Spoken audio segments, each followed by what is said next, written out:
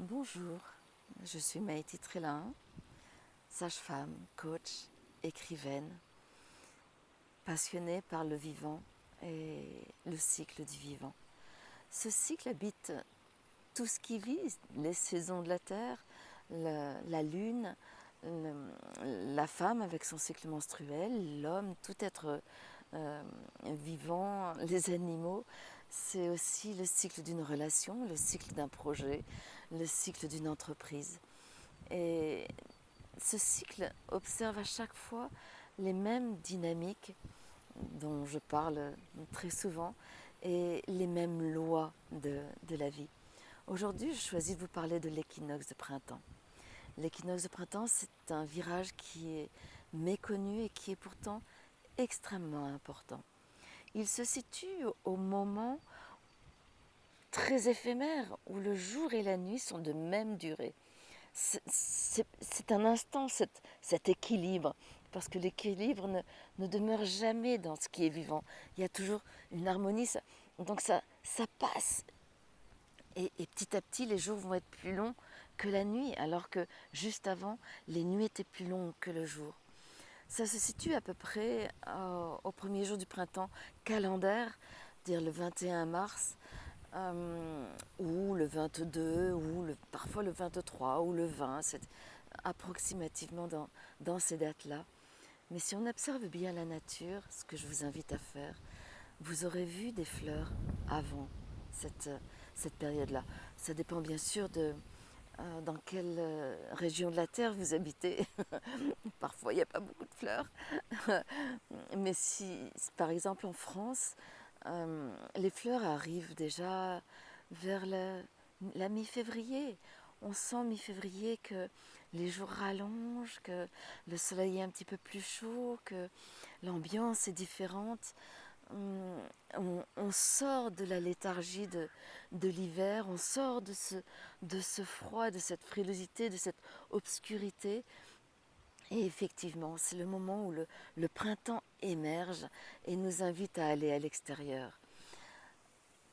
Le printemps, c'est une dynamique qui est extrêmement fructifiante, c'est la floraison, c'est la multiplicité des projets, c'est la créativité qui part à tout va, c'est toutes les idées, toutes les idées nouvelles que l'on a, c'est l'inventivité, c'est une énergie masculine qui nous booste énormément et qui nous amène à ouvrir nos ailes et à oser l'illimité. Et c'est capital de ne se donner aucune limite dans le printemps, d'oser ouvrir toutes les portes des projets les plus fous. Et c'est parce qu'on aura tout ouvert, parce qu'on n'aura rien retenu, qu'on on ne laisse pas de place à la raison. C'est vraiment parce qu'on a cette euphorie et ce débordement d'énergie que l'on trouvera le projet que l'on aura envie de mettre au monde. Mais c'est pas juste qu'on aura envie de mettre au monde, c'est qu'il sera aligné avec nous et qui se mettra au monde. Et ce virage entre la multiplicité des projets, c'est-à-dire chez une femme, il peut y avoir 1 à 30 ovules. Ce pas des ovules, ce sont des follicules, ces petits sacs qui contiennent les ovules, qui se mettent vraiment en germination à proliférer, grossir, pour pouvoir effectivement mener à terme un projet. Et ce moment de l'équinoxe de printemps, c'est ce passage dans le cycle de la femme, ce passage de la multiplicité des projets à un projet, un follicule qui a réussi à grossir suffisamment pour trouver son autonomie. Il n'a plus besoin de l'aide des hormones du cerveau qui le stimulaient jusqu'à présent, mais qui stimulaient plein de projets. Il n'a plus besoin de ça. Il est suffisamment grand, quelque part, pour sécréter lui-même suffisamment d'œstrogène et quelque part pour dire au cerveau laissez-moi en paix, gardez vos hormones pour vous. C'est un peu l'adolescent qui claque la porte de la maison en disant je suis suffisamment grand pour voler de mes propres ailes. Ce qui fait que tous les autres projets vont dégénérer, s'endormir. Ils ne vont pas devenir rien. C'est un énorme terreau qui, quelque part, a soutenu l'émergence d'un projet.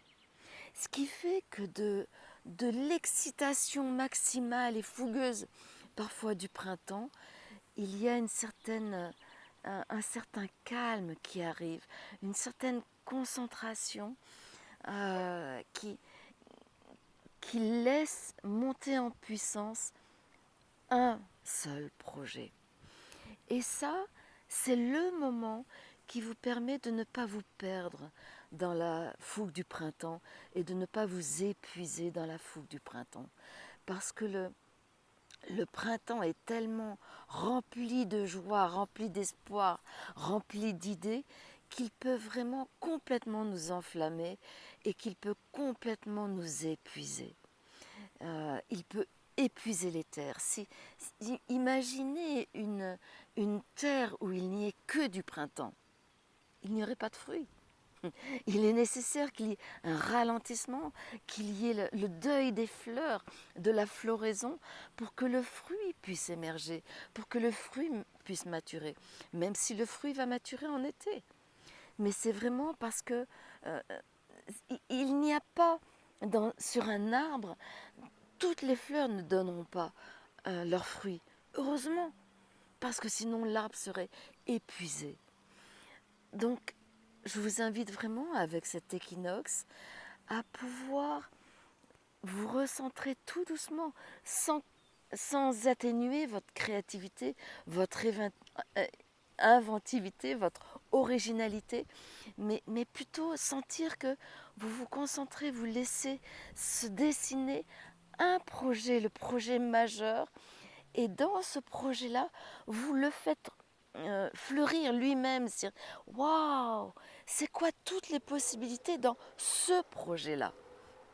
Et là, vous allez pouvoir continuer à vivre votre printemps, mais vous n'êtes plus sur une multiplicité de projets, mais sur toutes les facettes, tout ce qui peut se dessiner dans un même projet qui va faire la richesse de ce projet-là. Voilà, j'espère que tout cela va vous aider à ne pas vous enflammer, à ne pas avoir peur de fructifier. C'est le prémisse qui va vous permettre à l'automne d'amener votre projet, de le concrétiser. Mais pour ça, il y a besoin que vous le dessiniez dans toute son infinité, dans tout son illimité. Donc, osez aller ouvrir toutes les portes du projet qui émerge. Laissez émerger ce projet, c'est-à-dire ne le choisissez pas avec votre tête, choisissez-le avec votre cœur.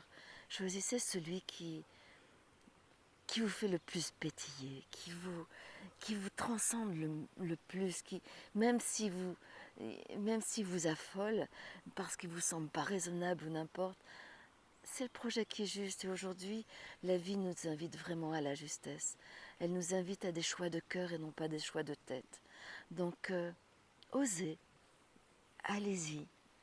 Et ne vous hâtez pas vers la fructification. Continuez cette prolifération dans un projet. Si vous avez aimé cette vidéo, vous pouvez liker, vous pouvez vous abonner à ma chaîne.